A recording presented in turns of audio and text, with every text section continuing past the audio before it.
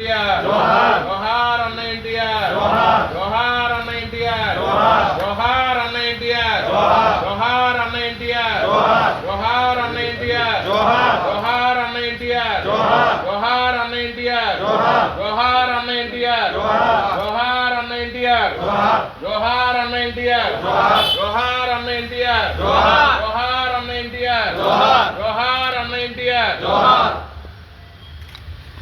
ఎంతో మరి నీటి సౌకర్యం కల్పించింది, తాగునీరు సాగునీరు. అట్లాగా ఆయన తీసుకొచ్చిన అంద్రినివా ఈరోజు కుప్పం దాకా, హిందూపూర్ దాకా, మనసూరు దాకా వెళ్ళాయి. బెంగళూరు బార్డర్కి మెడ్రాస్ బార్డర్ దాకా మరి తెలుగుగా ఇవాళ ఆయన తీసుకొచ్చిన తెలుగుగా నీళ్లు కావచ్చు, అంద్రినివా నీళ్లు కావచ్చు, అట్లా గాలేరు నగర్ కావచ్చు. ఈ పథకాలన్నీ కూడా ఆయన ముఖ్యమంత్రిగా ఉన్నప్పుడు ప్రభుత్వ సలహాదారు శ్రీరామకృష్ణయ్య అందరినీ కూడా పెట్టుకొని ఆయన తీసుకున్న నిర్ణయాలన్నీ కూడా చంద్రబాబు నాయుడు గారి కార్యరూపంలో తీసుకురావడమే కాకుండా కుప్పం చివరిదాకా నీళ్లు తీసుకెళ్ళి మరి దాన్ని ముందుకు తీసుకెళ్లారు. అలాగే హిందూపూర్ శాసనసభ్యుడిగా బాలకృష్ణ గారు ఆయన చేతుల మీదుగా కంటిపెట్టిన అంద్రినివా నీళ్ళని హిందూపూర్ తీసుకెళ్లారు. ఇట్లా ఎన్నో పథకాలు. ఆ మహానుభావుడి గురించి చెప్పాలంటే ఆయన వేసిన బీజం మరి దేశంలో అన్ని రాజకీయ పార్టీలు కూడా మరి ఈ సంస్కరణలకి పెద్దపీట వేసాయి. పేదవాడి పక్క ఇల్లు కట్టడంలో ఇవాళ కూడా రామారావు గారి ఇల్లు అంటారు, కానీ పేదల ఇల్లు ఆ రోజు మహానుభావుడు మొదలుపెట్టిన ఇల్లు ఇవాళ లక్షల్లోకి వెళ్ళిందంటే ఆ రోజు ఆయన వేసిన విత్తనం పేదవాడికి పక్కా ఇల్లు ఉండాలి. ఆ రోజులు ఒక 10 బొంగులు, ఒక 100 తాటాకులు ఇచ్చేవాళ్ళు, ఒక 50 రూపాయలు చేతిలో పెట్టేవాళ్ళు. కానీ అటువంటి కార్యక్రమాన్ని రామారావు గారు శాశ్వత గృహ నిర్మాణం పథకం కింద దేశంలో పేదవాళ్ళకు కూడా, మధ్యతరగతి వాళ్ళందరూ కూడా పక్కా ఇళ్ళు ఉండాలని ఆయన తీసుకున్న నిర్ణయాలే వాళ్ళ దేశంలో ప్రతి ఒక్కరు కూడా అన్ని ప్రభుత్వాలు కూడా ఆ కార్యక్రమాన్ని ముందుకు తీసుకుని వెళ్ళాయి.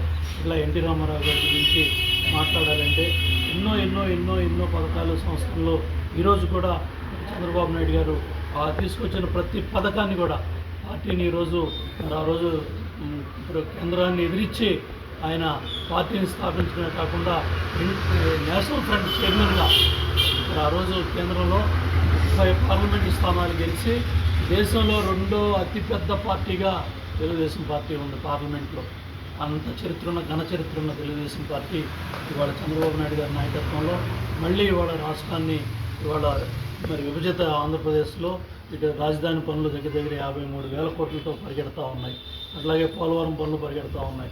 ఇవాళ అన్ని పథకాలు, అన్ని ఇరిగేషన్ ప్రాజెక్టులు కూడా మరి ఏదో ఒక విధంగా పూర్తి చేయాలి. ఆర్థిక ఇబ్బందులు ఉన్నప్పటికీ కూడా వాటినన్నింటి కూడా తట్టుకుంటూ ఇవాళ మనం తీసుకొచ్చిన సూపర్ 6 కార్యక్రమాలు అవ్వచ్చు, ఇవన్నీ కూడా చంద్రబాబు నాయుడు గారి దూరదృష్టితో మరి కూటమి ప్రభుత్వం ఈరోజు మరి చక్కగా ఈ నిర్ణయాలన్నీ కూడా తీసుకొని ముందుకెళ్తూ ఉంది. కాబట్టి మహానుభావుడిని మనందరం కూడా తరతరాలు యుగాలు మారుతూ ఉన్నాయి. ఎన్ని యుగాలు మారినా కూడా అన్ని యుగాలకు కూడా యుగ పురుషుల్లాగా ఎన్టీ రామారావు గారిని మనందరం కూడా స్మరించుకొని ఆయన అడుగుజాడల్లో మనం ముందుకెళ్ళాలి.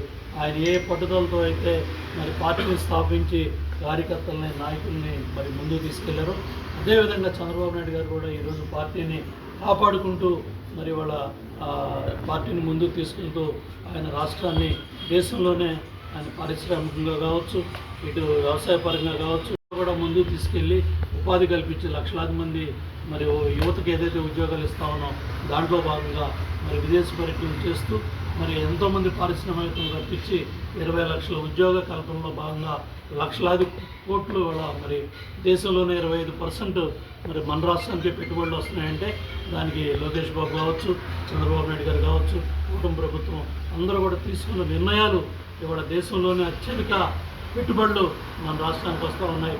దానికి లోకేష్ బాబు కూడా అటు అమెరికా వెళ్ళి, ఇటు ఆస్ట్రేలియా వెళ్ళి, అటు దుబాయ్ వెళ్ళి, లండన్ వెళ్ళి, దావోస్ వెళ్ళి చంద్రబాబు గారి నాయకత్వంలో ఈ కార్యక్రమాలన్నీ కూడా కులగలిపి తీసుకెళ్లడంలో ఇవాళ ఇవన్నీ కూడా సాధ్యమవుతూ ఉన్నాయి.